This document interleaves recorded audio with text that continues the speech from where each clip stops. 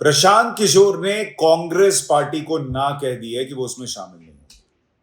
अब इसको लेकर बड़ी चर्चा है कि आखिर क्या हुआ, क्यों हुआ और कहानी इसके पीछे की क्या है। दरअसल प्रशांत किशोर ने एक प्रेजेंटेशन दिया और अगर वो प्रेजेंटेशन दे रहे थे, रिसर्च तैयार कर रहे थे, 85 पेजेस की प्रेजेंटेशन दे रहे थे, तो मन में ये तो रहा होगा ना कि भाई जाएंगे कांग्रेस पार्टी में कुछ करेंगे। कांग्रेस पार्टी भी जब वो प्रेजेंटेशन सुन रही थी तो उनके मन में भी रहा होगा कि भाई इनको सुन रहे हैं तो कुछ अच्छा ही करेंगे।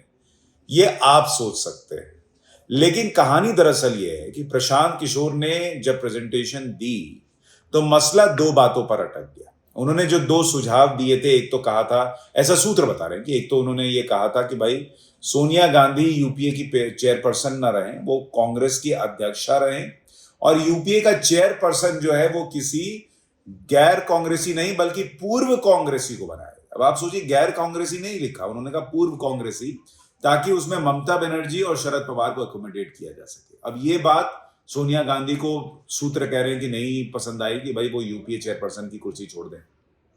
तो दूसरा विकल्प भी दिया था प्रशांत किशोर ने कि एक काम कीजिए, यूपी की चेयरपर्सन आप ही बने रहिए यूपीए की, और आप जो है वो कांग्रेस के अध्यक्ष पद की कुर्सी जो है वो किसी गैर गांधी परिवार वाले शख्स को दे दीजिए।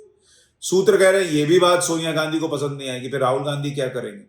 तो प्रशांत किशोर ने ये कह दिया कि भाई अगर ये दोनों चीजों में से आप कुछ भी नहीं कर सकते तो फिर रहने दीजिए। अच्छा, उनको भी कोई बड़ी जिम्मेदारी नहीं दी गई, एम्पावर्ड कमेटी का सदस्य बनाया गया, एम्पावर्ड कमेटी का अध्यक्ष भी नहीं बनाया गया। तो ये बात भी प्रशांत किशोर को नागवार गुजरी। लेकिन कहा यह जा रहा है कि प्रशांत किशोर, भाई उनका, प्रशांत किशोर का अगर आप ट्रैक रिकॉर्ड उठा के देखेंगे तो वो उन लोगों को पॉलिटिकली मदद करते आए हैं चुनाव जीतने में जिनके बारे में कहा जाता है कि वो ऑलरेडी स्ट्रांग रहे या वो वन मैन पार्टी रहे। जैसे आप देखिए, Mamata Banerjee one man show है उनकी पार्टी में, तो ममता बनर्जी जो जैसे चाहती है पार्टी में हो जाता है। तो वहां जाकर प्रशांत किशोर के लिए एक स्ट्रैटेजी बनाना आसान है। Arvind Kejriwal one man show है, तो वहां जाकर स्ट्रैटेजी बनाना आसान है।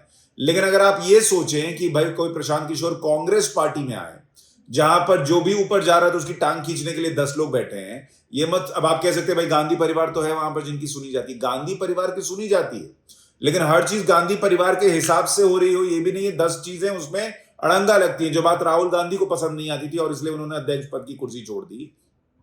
तो जो वेटरन्स बैठे हैं ना, वो वहां पर बहुत सालों से बैठे हैं, तो वो चीजें कंट्रोल भी करना चाहते हैं। तो प्रशांत किशोर वहां प्रेजेंटेशन लेके तो चले गए, उन्हें पता था कि ये एक्सेप्ट तो होना नहीं है।